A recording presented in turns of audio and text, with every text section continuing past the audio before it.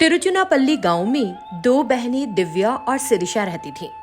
हर साल वे उगादि के त्योहार के लिए पचड़ी तैयार किया करती थीं। पूरा गांव उनकी बनाई पचड़ी खाने का बड़ी बेसब्री से इंतजार करता था, क्योंकि वे इसे बहुत स्वादिष्ट बनाती थीं। जिस तरह वे पचड़ी तैयार करती थीं, उस गांव में वैसी पचड़ी कोई भी नहीं बना पाता था। हर साल पचड़ी तैयार करने के बाद वे तुरंत जाकर पचड़ी को ग्रामीणों में वितरित करती थीं। इसी तरह उस दिन भी सिरिशा पचड़ी बांटने के लिए गई हुई थी। मंगम्मा नाम की एक बूढ़ी औरत उनके घर आई। उसे देखते ही दिव्या ने पूछा, अरे अम्मा, मेरी भेजी पचड़ी खाई? वो बुढ़िया दो लोगों के बीच गलतफहमी पैदा कराने के लिए बड़ी प्रसिद्ध थी। हाँ हाँ, मिल गई। तेरे हाथ में ऐसा जादू है, तू जितनी स्वादिष्ट पचड़ी बनाती है गांव में कोई नहीं बना पाता, उस बुढ़िया ने प्यार से कहा। तो दिव्या हंसते हुए उससे कहने लगी, अरे नहीं नहीं अम्मा, मेरे हाथ में कोई जादू नहीं, ये सब तो मेरी छोटी बहन सिरिशा की वजह से है। वो जो आम लेकर आती है उससे पचड़ी में बड़ा अच्छा स्वाद आता है। हाँ बेटी, तू तो कभी अपनी शेखी नहीं बगाड़ती, लेकिन दूसरी तरफ तुम्हारी बहन तो यही कहती है कि वही सब कुछ करती है। तुम तो बस खड़े होकर देखती रहती हो कि वो क्या कर रही है। तुम्हें तो पचड़ी का प भी नहीं पता। उसी ने मुझसे ये सब कहा। खैर, मैं तुम दोनों के बीच क्यों पड़ूं? मंगम्मा ने दिव्या को भड़काया और वहां से चलती बनी। दिव्या ने जब ये सारी बातें सुनी तो उसे सिरिशा पर बहुत गुस्सा आया। वापस जाते समय मंगम्मा को रास्ते में सिरिशा मिली। सिरिशा को देखकर वो बोली, क्या सिरिशा, पचड़ी बट गई तेरी? हाँ अम्मा, अब घर जाकर दिव्या से और पचड़ी लूंगी, फिर जाकर और बांट दूंगी। हाँ, तुम्हें मिली कि नहीं? हाँ, तेरी बहन कुछ ऐसा ही कह रही थी कि उसने सारी पचड़ी खुद तैयार की है, और तू तो पता नहीं पचड़ी लेकर गांव में कहाँ घूम रही है। यही कि तू उसे ठीक से बांट भी नहीं पाती। दिव्या तुझसे बड़ी नाराज है बेटी, सारी बातें उसने मुझसे तेरे बारे में गलत ही कही। खैर, मैं तुम दोनों के बीच क्यों पड़ूं? ये कहकर मंगम्मा अपने घर चली गई। सिरिशा भी गुस्से में घर आई। जब वो घर पहुंची तो दिव्या ने उसे देखकर पूछा, मैंने तुझसे फूल लेकर आने के लिए कहा था, खाली हाथ क्यों आई? हाँ, तुम जो काम बोलो उसे कैसे करना है ये भी तुम ही बताओ। हमें तो कुछ पता ही नहीं कि किसी काम को कैसे करना है। सारे अच्छे तरीके तो तुम्हें ही पता है, सिरिशा ने उससे गुस्से में कहा। सिरिशा ने ऐसे कहा तो बुढ़िया की कही बातें दिव्या को सच लगने लगी और बोली, ये सच ही है, मैं ही सारा काम करती हूँ। काम कोई करता है, तारीफ कोई लूटता है। वे दोनों आपस में लड़ने लग गई। उस दिन से वे दोनों एक ही घर में अलग अलग रहने लगे। यहाँ तक कि उगादि की पचड़ी भी वे दोनों अलग अलग तैयार करने लगी। जब दोनों मिलकर पचड़ी तैयार किया करती थी तो वो बेहद स्वादिष्ट बनती थी, लेकिन अब उसमें वो स्वाद नहीं रहा। दोनों ने एक दूसरे से बात तक करना बंद कर दिया था। बहुत सालों बाद शुभ्रवर्त नाम का साल आया। इस साल की उगादि बड़ी खास थी। एक दिन दोनों की बचपन की सहेली उमा उनसे मिलने के लिए आई। वो उन दोनों से मिलने के लिए बड़ी आतुर थी, लेकिन जब उसने देखा कि दोनों आपस में बात नहीं कर रही तो वो पहले दिव्या के पास गई। दिव्या का चेहरा एकदम उतरा हुआ था, तो उसने उससे पूछा, क्या हुआ रे तुम दोनों को? एक दूसरे से बात नहीं कर रही हो, क्या हो गया है? उसने पूछताछ की। तब दिव्या ने मंगम्मा से उसे जो कुछ पता चला था सब उमा को बताया। उमा ने उसकी बात सुनी।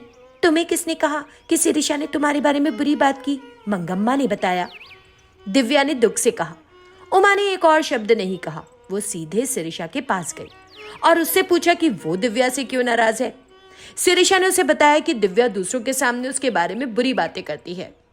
तब उमा समझ गई कि उस बुढ़िया मंगम्मा ने दोनों बहनों के बीच गलतफहमी पैदा की है।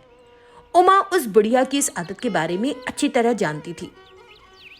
तब वो तुरंत उस बुढ़िया के पास गई और लाकर दोनों बहनों के बीच उसे खड़ा कर दिया और उस पर चिल्लाई कि वो सब कुछ सच सच बता दे।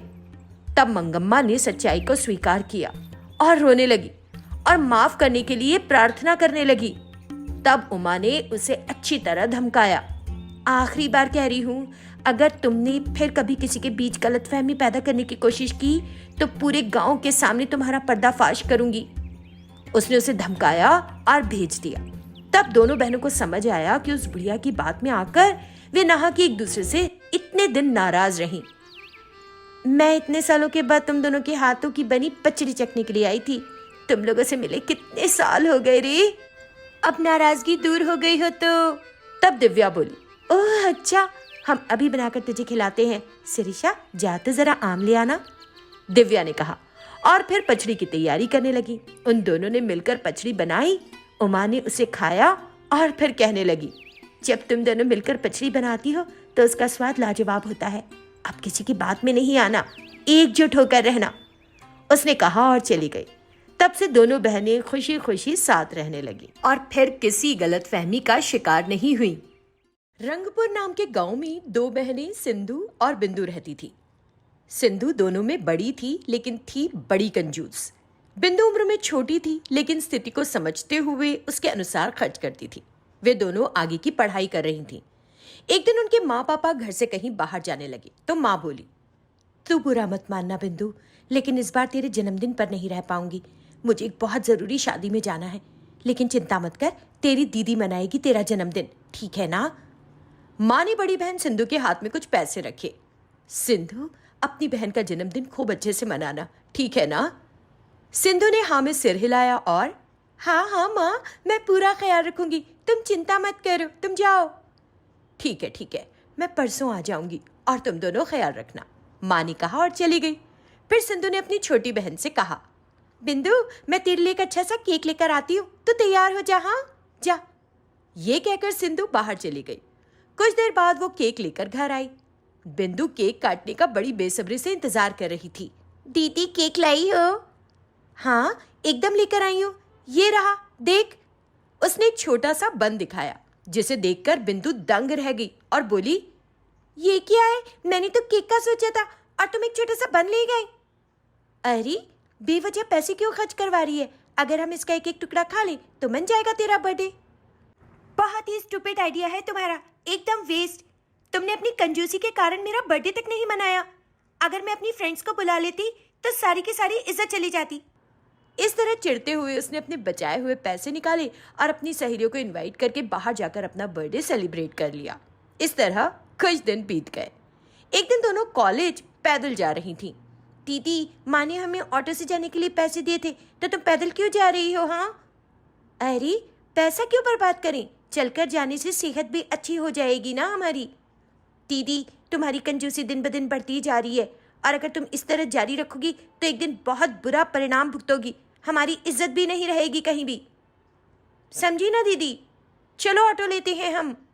मुझे ये सब नहीं पता, लेकिन मुझे ऑटो पर पैसे नहीं खर्च करने हैं अभी, उसने चिल्लाते हुए कहा। जैसे जैसे दिन बीत रहे थे सिंधु का कंजूसी भरा स्वभाव बढ़ता ही जा रहा था। बिंदु को बड़ी तकलीफ हो रही थी। इसी तरह कुछ और दिन बीत गए और उनके एग्जाम्स करीब आ गए। ओहो दीदी, तुमने एग्जाम फी क्यों नहीं भरी? मैं एग्जाम फी क्यों भरूं? फीस भरने से बेहतर है मैं एग्जाम ही ना दूं और फीस का पैसा बचाऊं। मुझे पूरा भरोसा है अपनी काबिलियत पर। तुम्हारी कंजूसी की बड़ी वाली जय। इतने दिन की मेहनत करने के बाद अब तुम एग्जाम नहीं देना चाहती? हटो, मैं माँ को फोन करती हूँ और तुम्हारी फीस लेती हूँ उनसे। इस तरह छोटी बहन ने फीस भरकर अपनी बहन को एग्जाम दिलवाया। कुछ दिनों बाद परीक्षा परिणाम निकला और सिंधु ने टॉप किया था। उसके सभी दोस्तों को इस बात का पता चला और वे उसे कंग्रेचुलेट करने उसके घर आए। सिंधु, आज तो तुझे हमें पार्टी देनी होगी। हाँ चल पार्टी दे अच्छी सी, सारी फ्रेंड्स कहने लगी। ये सुनकर सिंधु को चक्कर सा आ गया और अपने दिल में, ओह माय गॉड, अब मैं इन लोगों से खुद को कैसे बचाऊं? अगर मुझे पार्टी देनी पड़ी तो बहुत सारा पैसा खर्च हो जाएगा, तो अब मैं क्या करूं? उसे चुप देखकर एक दोस्त बोली, बता ना किस रेस्टोरेंट में लेकर चलेगी हमको? तो सिंधु ने धीरे से कहा, रेस्टोरेंट जाने की क्या जरूरत है, तुम लोग कुछ देर जरा सब्र रखो, इंतजार करो, मैं गुलाब जामुन, बिरयानी और भी कई सारी चीजें बनाकर खिलाती हूँ। उसकी सहेली मीनू ने सुना तो बड़ी खुश हुई। सिंधु ने खाना पकाकर छोटी छोटी कटोरियों में उनके सामने सर्व किया। ये देखकर इतनी देर से इंतजार कर रही उसकी सहेलियों ने उसे घूरना शुरू कर दिया। देखो, मैंने जो कहा था सारी चीजें बनाई। उसने सबके प्लेट में 1 टीस्पून से सारी चीजें डाल दी। उसकी सहेलियों को समझ नहीं आ रहा था कि क्या कहे। इसी बीच बिंदु वहां आ गई और देखा कि उसकी बहन ने क्या किया। ये 1-1 चम्मच खिलाने से हमारा पेट भरेगी क्या तू कह रही? वो मुझे नहीं पता, तुम लोगों ने पार्टी मांगी और मैंने दे दी। ऐसी कंजूस की पार्टी हमने आज तक अटेंड नहीं की। भर गया पेट हमारा, हम जा रहे हैं, समझी? वे सब उठी और जाने के लिए तैयार हो गई। तब बिंदु बोली, अरे आप लोग मेरी दीदी का स्वभाव नहीं जानती, वो तो सबसे प्रैंक खेल रही है। आप लोगों को मैं ले जाकर एक अच्छे रेस्टोरेंट में पार्टी देती हूँ, आइए ना, चलिए। बिंदु से सिंधु का अपमान नहीं देखा गया। उसने उसके फ्रेंड्स को ले जाकर एक शानदार पार्टी दी।